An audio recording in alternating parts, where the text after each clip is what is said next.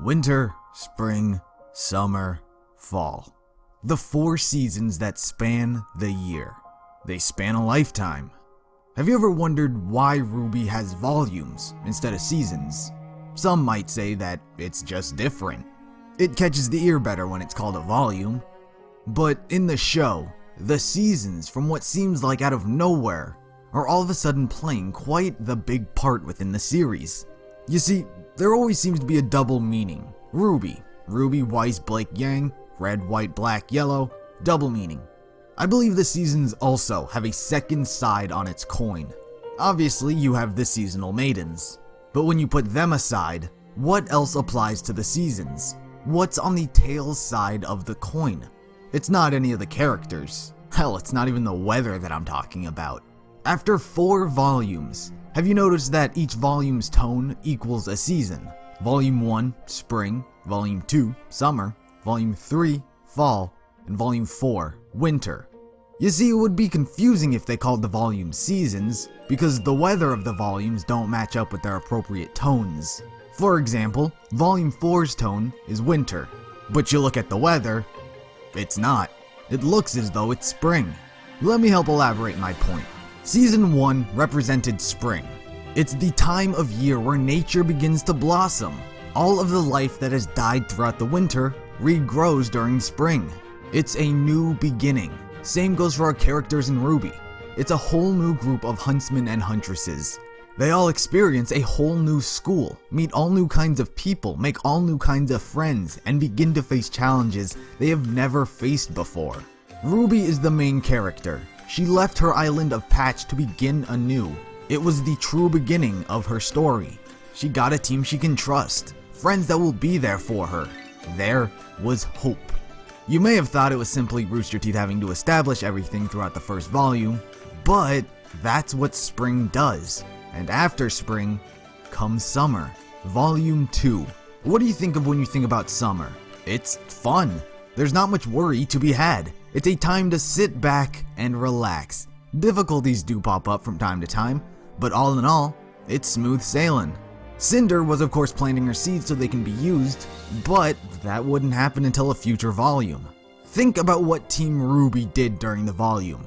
While they sure weren't kicking back and relaxing the entire time, they were having food fights, playing board games, school dances. Half of the volume was worrying about said dance. No other volumes have had such a laid-back, enjoy-yourself feel. And summer is the time to do those things and feel that way. And Volume 2 is summer. Now don't get me wrong, there are hardships you can go through within summer. RWBY is not exempt from this. Blake was still very distant and antisocial. She's still obsessed with the White Fang's actions, and she can't relax despite all of her friends trying to get her to. But she does eventually warm up to everyone. The second half of the volume revolves around a road trip of sorts. They're there to learn. They tell stories around a campfire. They do get into some trouble, but on the scale of things, it was nothing. Yes, bombs went off. The Grimm flooded a crowded area, but it was handled. It didn't appear as though there were casualties. The Grimm were easily wiped out, and the villains were captured. Hardly seemed as though they really broke a sweat. Ozpin is the voice of tone throughout the volume. Ironwood keeps talking about the war and how Ozpin students may not be ready for something like it.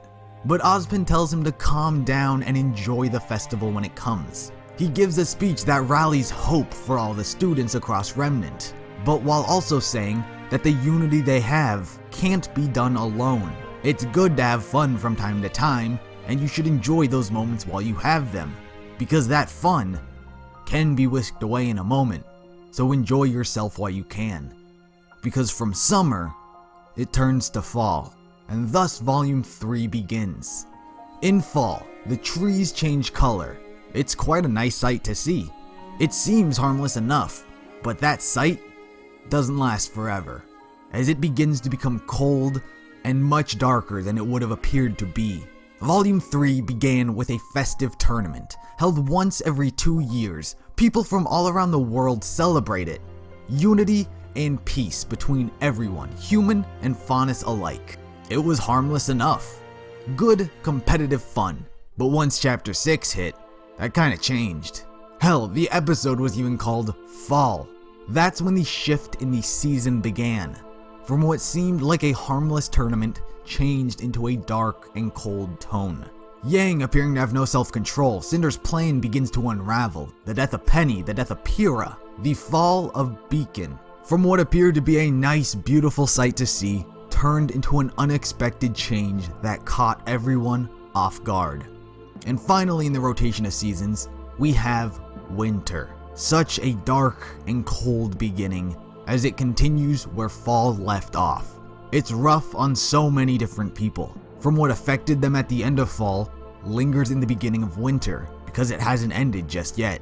The only difference between fall and winter is that in winter, you're expecting the bad, whereas fall, the bad happens immediately after the good. Have you noticed that everyone in Volume 4 is going through hardships? RWBY having to deal with being hunted, Yang and her arm, Weiss and her family, Blake and the White Fang. They've already been through the flip of bad during fall. Now they're just holding on through winter. Despite that the season may look like spring, the real season they're going through is winter. I honestly can't say much about Volume 4 right now because it hasn't finished as of the making of this video. So despite all the cold and darkness that these characters are feeling, there is of course a light at the end of the tunnel. People are worried that Volume 4 will follow a similar path to Volume 3. Things start out fine, but when shit hit the fan, it hit hard.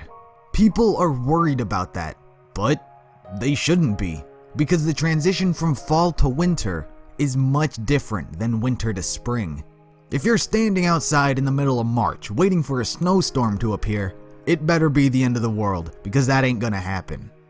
But after all the hardships they're going through in Volume 4, the cycle will continue. Spring is on the horizon.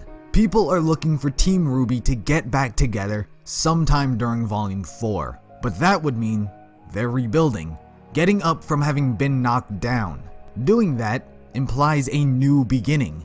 Spring is the time where new life comes to fruition. If Team RWBY wishes to rejoin back together, it is going to be during Volume 5, where an all-new set of life begins, only to repeat the cycle. The thing about this theory is that you couldn't come up with it during Volume 1. There was hardly enough information. Volume 2, still no. Volume 3, maybe. They did introduce the seasonal maidens, which really laid out the groundwork for a theory like this. And now that 4 volumes are out, all 4 seasons have almost played out. And if this theory holds true, well, shouldn't be that hard to foresee the tones of future volumes and what to expect. So you better prepare yourselves for the appropriate seasons, because they're changing. So what do you think of this? Do you believe me? Is there a double meaning behind the seasons? Or does this crackpot theory sound like I really am on crack? Or both? Let me know what you think in the comments below. Subscribe if you're interested in more videos like this, and I'll see you in the next one.